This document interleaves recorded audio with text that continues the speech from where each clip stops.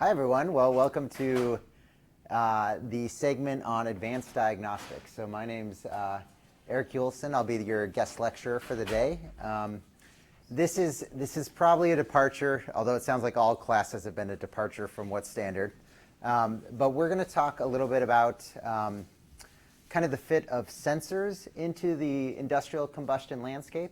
And then we'll do a deep dive into one of the sensors we sell, more from a perspective of how you get market fit for a product and how you might look for opportunities to, as you move forward with your careers and get into industrial combustion space, if you go that route, what opportunities there might be available in that type of space. So we'll go through a market case study. We'll talk about some of the needs in the market, and then hopefully it helps with your future careers with wherever you go in life. So a little background on myself. So Zola Technologies is a group that got purchased by John Zink Hamworthy Combustion about a year and 8 months ago. So we do a laser product that helps monitor in-furnace combustion. And so for that product, I'm the product manager for that. So detailing with features that the market needs and payback analysis and how you get value from the product is kind of the role I take in there. I graduated from Colorado School of Mines way back in 2004, if I remember right. And then I've done a lot of optimization projects. We'll talk a little bit about some of those here. And then as a fun fact, I don't know if there's Frisbee players here, but I did that competitively until I got too old to do all that stuff. Do you guys have a team? Yeah. Okay. Anybody play? Okay. No, that's fine.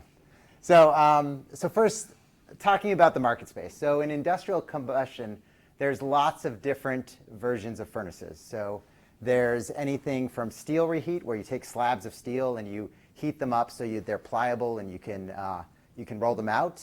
There's steam boilers, so like power plants. They essentially heat up water, and then you turn it into steam, and then you drive a turbine, and you make power. There's glass melting facilities. There's reformers that essentially take a hydrocarbon product and turn it into a smaller chain hydrocarbon product. So there's lots of big furnaces that exist in the world. And they all have similar elements. So, and again, this is probably simple relative to what you've learned, but they all have burners, so the thing that's generating the heat. They have a combustion chamber so that you don't let all that heat go out to the atmosphere. They produce a product, whether that's heating steel or breaking a hydrocarbon chain. It's basically a process that needs heat to convert it to something. And then they have controls and sensors. So the controls to increase or decrease the fuel-to-air ratios, or sensors to monitor that feedback and get like pressure, temperature, species concentrations of the furnace. And so what we look at, this would be like your typical burner group, where you would have lower burners and maybe some sidewall burners. You would have it doesn't really show up very well. You would have your combustion chamber, your products of combustion, your sensors, again, that are monitoring like fuel flow, airflow's here, pressure settings. And then you would have your sensors to give feedback, so like temperature set points, pressure set points, O2 and CO. And so all of this, again, is to just drive reactions that require heat. So you create this box and you generate heat, and that heat turns a product into another product, and then you go sell that for money. And so some typical use cases: converting it to steam, heating up a steel slab, or converting hydrocarbons to make different versions of hydrocarbons. And so one of our goals is we want to optimize the product while minimizing costs. So, and you'll hear as you get into industry, it's all about this balance. So in the industrial market, we want to increase our speed, our yield, our quality, our availability. So for instance, maybe we can put more product through the furnace, or maybe we can increase the quality of that product, depending on which combustion parameters we're looking at. Or maybe we're just concerned about uptime, so how much the furnace is available when you want to use it. So is that 90% of the time? Is that 95, 99%? And then costs. So there's lots of different costs you can incur. So just the building, so the infrastructure costs, the maintenance of the machine. So how often do you have to go service the burners or service the plug tips? Training for your staff. A lot of what we're seeing in the industry is that a lot of these sites want to automate out, it's not automate out people, but essentially look at ways to automate the process. Just like we now have smartphones that tell us the weather, tell us where we're going to navigate to. Industrial markets are going the same way, where they want to have essentially that feedback ready and then telling them, you know, like I don't even think about navigating anymore because I just look at my phone and it tells me I should go left. And so street signs become irrelevant.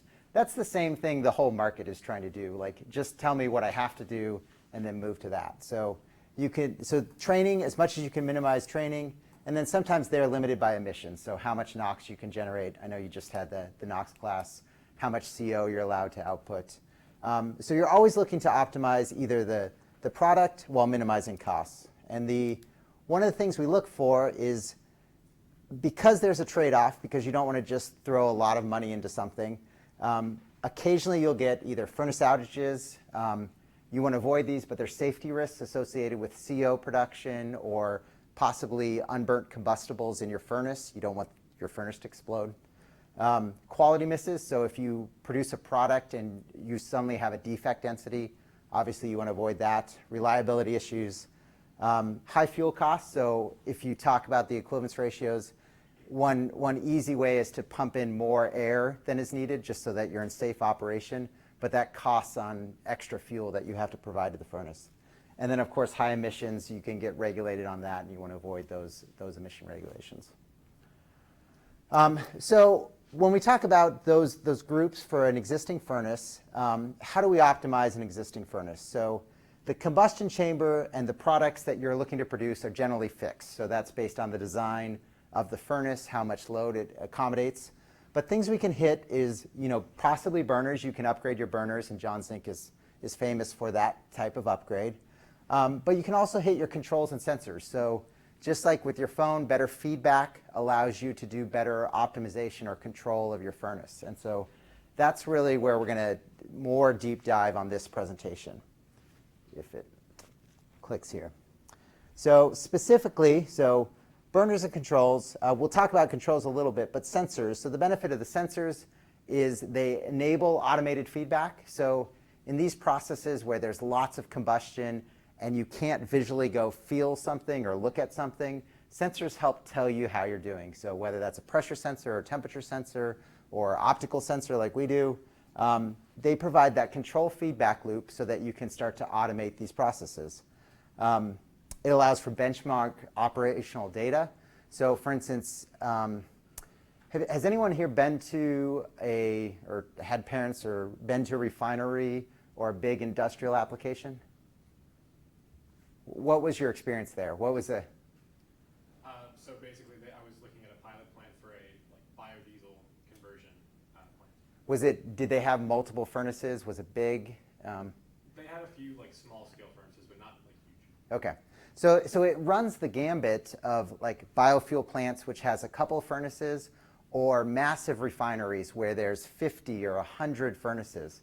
And one of the challenges is running all those furnaces to their peak efficiency, because if you get the whole chain running optimally, you can get a large scale of benefits. So same with the biofuels. Even if you have 3 furnaces, you can start to compare and contrast and see where you're having issues with specific furnaces. So sensors certainly allow you to benchmark your performance and then evaluate where there's opportunities. And finally, it allows you to replicate the furnace operation. So if you're getting good operation day 1 through 5 and then 6 you see an anomaly, you can start to use that data to diagnose where that issue is coming from and what might be the issue, whether it's a stuck control valve or a damper setting or a bird flew into there's all kinds of random stuff that can happen. But it allows you to benchmark what best operation is and then get optimal operation from there. So measurement options, they typically fall in 4 categories. So there's temperature. Probably the earliest one was just thermocouples, measuring where you have high temperatures, where you have low temperatures, so you can help balance out combustion in, again, these massive furnaces. Pyrometers, so these are like if you've used those guns that you point at a wall and it tells you it's 89 degrees. Same concept, but for combustion-based applications. And then there's laser technology, which we'll talk more about, but it requires a send and receive and can measure the temperature of a gas. There's pressure sensors. You've probably already done a class on this on stack pressure sensors and how you can use that for flue gas pressure optimization. But essentially controlling your dampers, you can do it by pressures. Combustion species, so looking at your oxygen profile to know how efficient you are with your combustion. You can do this with ZrO2 probes, which is basically a zirconia oxide probe that takes in the readings and spits out what your O2 measurement is. You can do these with extractive analyzers. You can do it with lasers. And then finally, there's flow measurements. So how fast are you flowing the combustion products through your furnace? And again, you can do that with mass flow meters or lasers or what have you. And so one thing that we always promote is that sensors and your controls are connected. So typically you want, I'll talk generically, but you want the same amount of sensors for every control. So if you have a control, you want something driving that feedback loop. So for instance, if you have an O2 CO measurement in the stack, you might drive your global fuel to air ratio to make that at an optimal set point. Stack damper, with your pressure sensor, you'll probably set the stack damper pressure so that you get the optimum flow rate. And so one thing in that cost per optimization value point is thinking about how many sensors you want, how many controls you want relative to the payback of a furnace. And here's where we'll get a little bit more niche-y, but what our product helps solve and what we'll talk about a little bit more generically is that, or the market that we try to address is that furnaces were historically small. So they were small furnaces with less burners that could be generally controlled by global stack sensors and then the feedback loops associated with temperature and pressure and species readings at the stack. As they got better, as they got bigger, they got more efficient.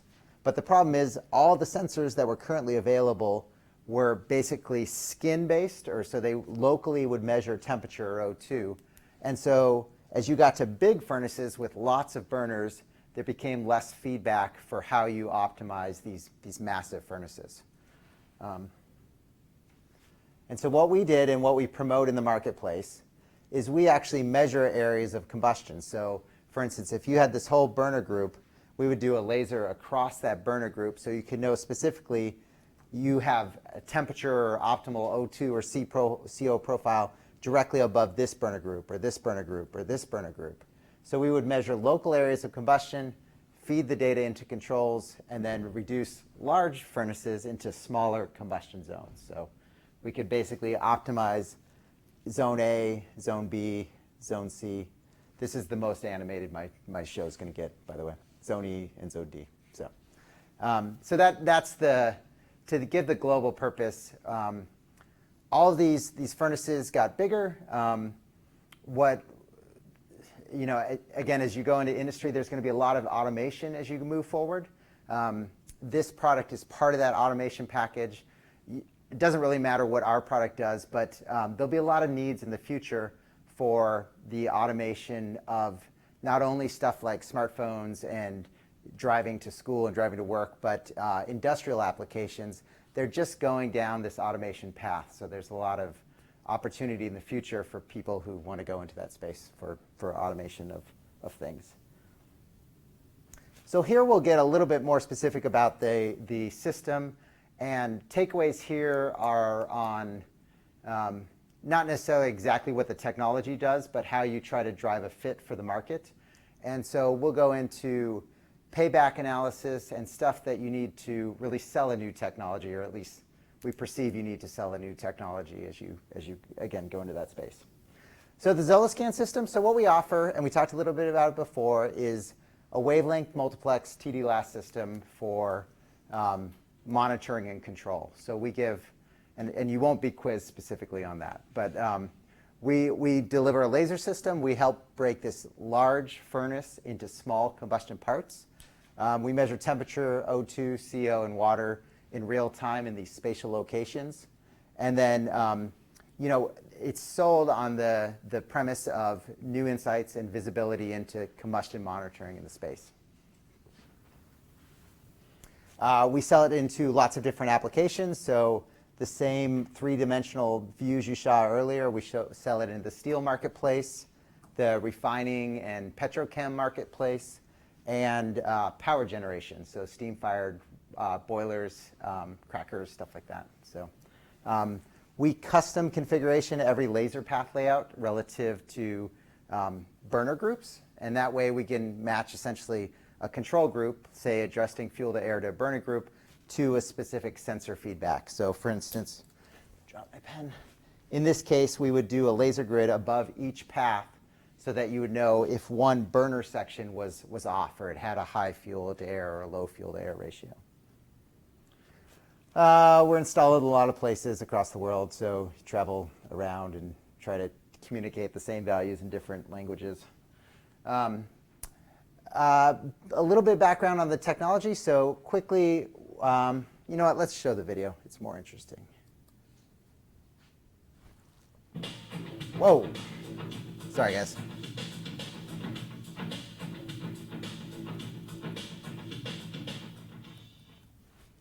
Less jazzercising in class.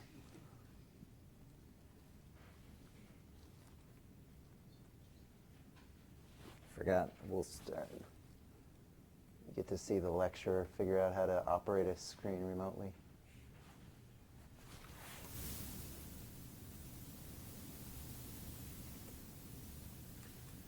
Okay. So just kind of an overview. What the sensor ends up looking like is we have these blue heads hooked up to junction boxes in a zonal grid across these big furnaces. So in our particular product, we keep all the lasers and the electronics in this control cabinet. So we have lasers that all get fiber optically coupled together, if there's any physics people here. And we send them to path 1, path 2, path 3, path 4, and then essentially measure the products of combustion based on the absorption of the laser scanning across the frequencies where either water would absorb, O2 would absorb, or CO would absorb.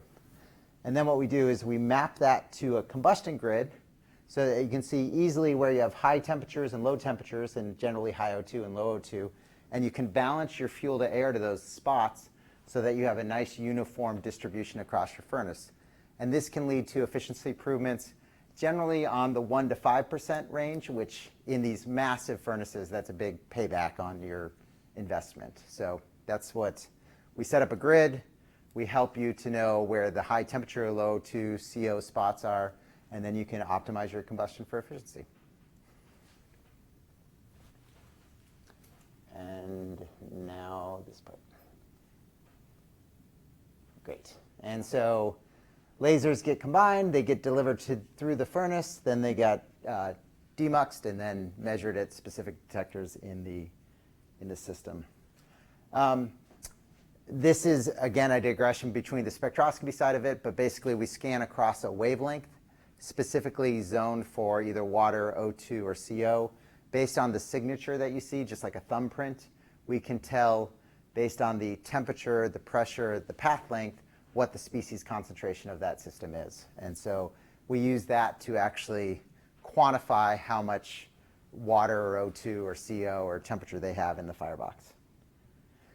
And this is, again, not stuff you need to know, but how we present it to the marketplace for thinking about when you eventually go out and try to sell stuff.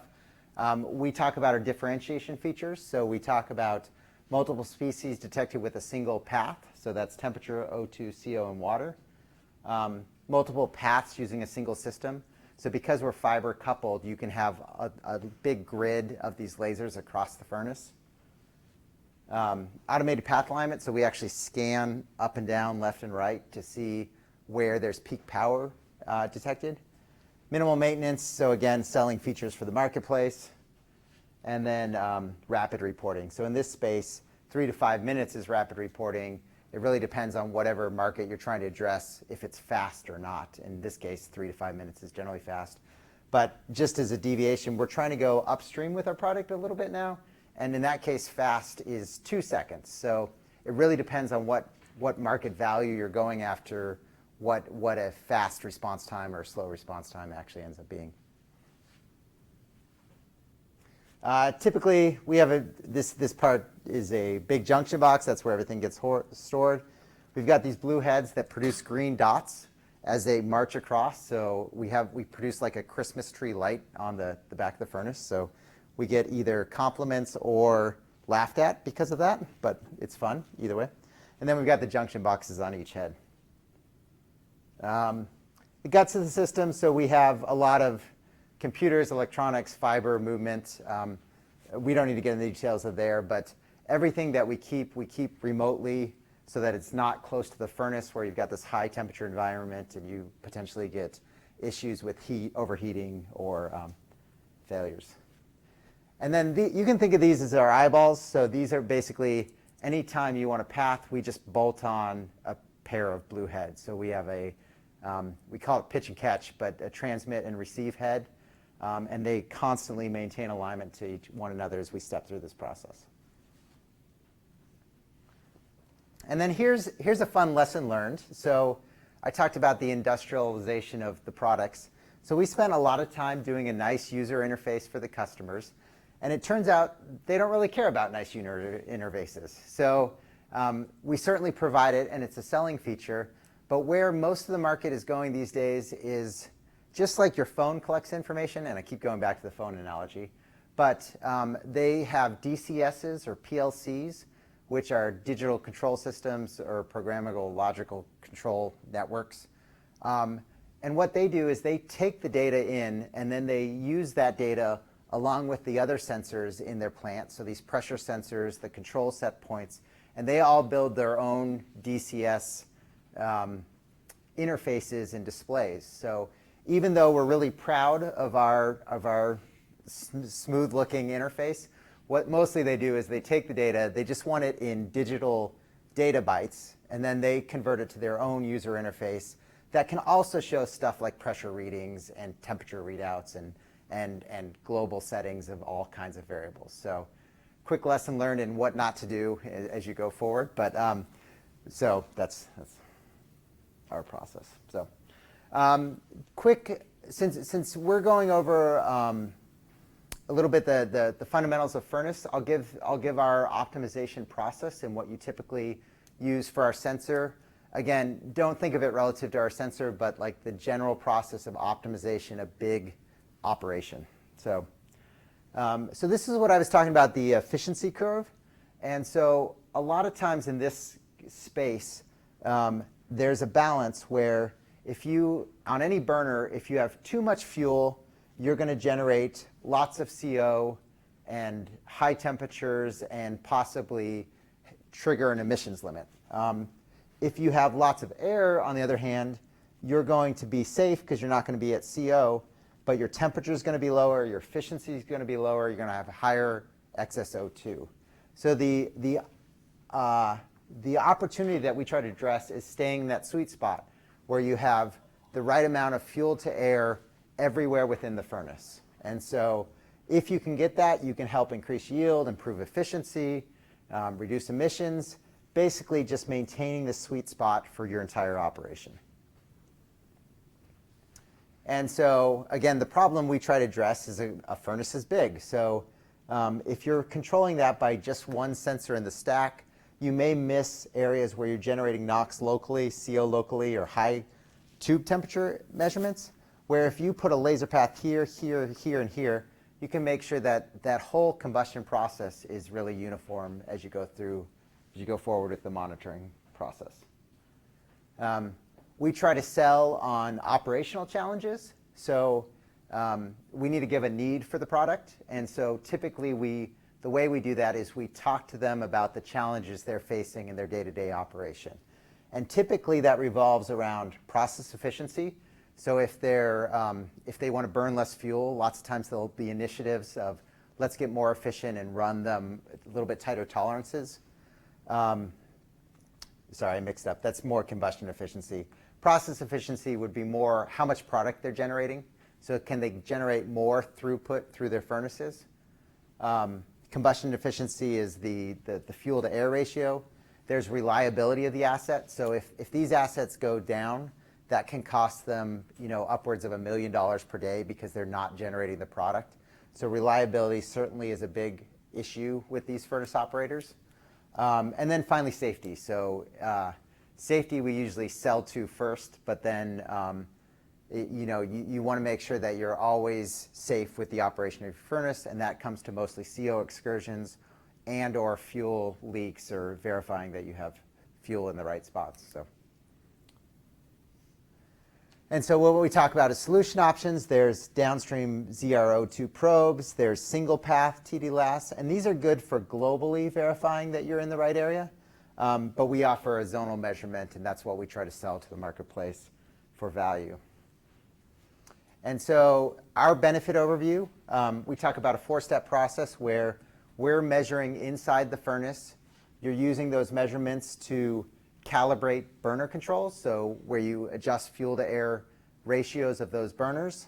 From those changes, you're then looking to globally balance out combustion. So if you remember the video where all the flames went blue, that's what we're trying to do from our interface, essentially make all the O2 flat, or the temperature doesn't quite become flat, but essentially balancing the combustion process. And then finally, you can optimize your excess O2 to increase the yield or product of your furnace. And here's kind of a simple example. If we go back to this coal site, we basically, and it's basically easier to show in 2 dimensions, there's a bunch of burner rows in this boiler, and we did a path for every burner row. And so when we first installed, they were targeting an excess O2 of 3%. That was where they saw that they had value for maintaining efficient combustion and relative to the balance of availability of their unit. The problem was they had variations in their furnace. So even though their average, as measured at the stack, was 3%, they were getting these deviations of CO and safety issues at mostly the sidewalls of their furnace. So without having individual zone control, they did what most, wrong way. They did what most operators would do, which basically turn up the overall O2 to the system. And so this was nice because those areas that were unsafe and had CO got moved up to the optimal operation, but the areas that used to be good got moved up to efficiency losses and NOx generation. So with this system where you had the visibility, we actually pinched off burner vanes here for airflow, moved it over to the sidewall, and now we got a much more balanced profile across the furnace. Once we got that, now we're at 3.5%, so we're still too high, but we've got a minimal deviation. So we can move it down to the 3% that they're trying to go. We avoid the CO or safety, and we avoid the NOx or inefficiency. So if you wanted to, you can all practice your own pitches later in life, but that's essentially our pitch of the product, of how you use it and what you would use it in this type of process for. Okay, and so one other quick case study in the actual reformer application. This would be how we would use it more in a, this is an ammonia reformer in this case, and we'll show kind of some learnings from the field. So in this case, we set up a grid measurement above each burner row, and we tried to present to the customer a way that so you can show the burners overlaid with the lasers. So we took this drawing of the reformer, and then we mapped it onto a burner to laser space profile so that they could easily see where if they wanted to make adjustments, what that would do to their physical layout. So we essentially it ended up being, we did some downstream paths, but we had essentially a 6x2 grid that was mapped over into this map, and then allowed them to make controls of half rows of burners in each particular quadrant to make it more balanced. And so one of our first learnings, we went to the plant and we said, you should have a flat temperature profile. And they were like, you idiots, we shouldn't have a flat temperature profile. It's an exothermic reaction, and we have more heat dissipated in the middle than we do on the sidewalls because it radiates to the tubes. So their profile for optimal operation was actually low temperatures on the sidewalls because you have less, it's an exothermic process and you need less heat there, because you have radiating essentially insulation walls on their side. to hottest temperatures inside where you get the process tubes to be heated up. And so what we essentially did is we found the optimal profile, and then the feedback loop that we talked about earlier is to maintain this same shape. So you might increase or decrease the load of the reformer, but what you want to always maintain is this profile of combustion. And then for the two side paths, those can be flat because that's just looking at the difference between the north and south side of the furnace. So this became the optimal tube temperature profile. We learned don't just look at temperatures flat. And then we were able to minimize local hotspots, so they were able to maintain that operation and really increase the yield of their site. For the fuel efficiency, again, what we're looking is they were operating at a comfort zone here where they had wild variations in their O2 profiles. We made the variations much tighter, so it was about 1.8% with a 0.5% variation on it. So they could operate at this optimization zone and maintain tight fuel-to-air ratios. So they were able to get higher furnace temperatures and reduce their fuel consumption by just operating at a lower XSO2 but maintaining a tight deviation on their XSO2 profiles. And then finally, this is the last video that I have, but we were able to monitor startup conditions. So typically the most dangerous time of a furnace is when you're starting it up, because you're taking unburnt combustibles like CH4 and then trying to start up the process. And so this is 24 hours condensed into essentially a 30-second video, and you could monitor combustion as it starts up to make sure that you have no specific temperature excursions or O2 reductions as you actually start the furnace. So, so we could provide visibility into that. And so it was a nice way that they could make sure when they're starting up the combustion that they actually get a good operation of their furnace and they're not risking an unsafe condition. And then finally, for the industry, again, a lot of times you'll have to boil it down into what is this going to get? What is this going to get me out of all this? And so the 4 buckets we talked about in this case was reduced fuel usage, increased productivity, a remote startup monitor, and then reduced emissions. And one thing that we usually try to go to when we actually go to the customers is we'll take this same framework and then we'll try to put it in a dollars and cents version for them. So we'll take those paybacks. Say you could save, for instance, $300,000 in fuel per year, $200,000 in productivity or whatever based on the size of the reformer. Say that the system's going to cost, $500,000 or whatever it ends up being, and then the return on investment of a year or a year and a half or 2 years, so that they can say, yes, this is worth making the investment, or no, I want to pass for option A, B, or C.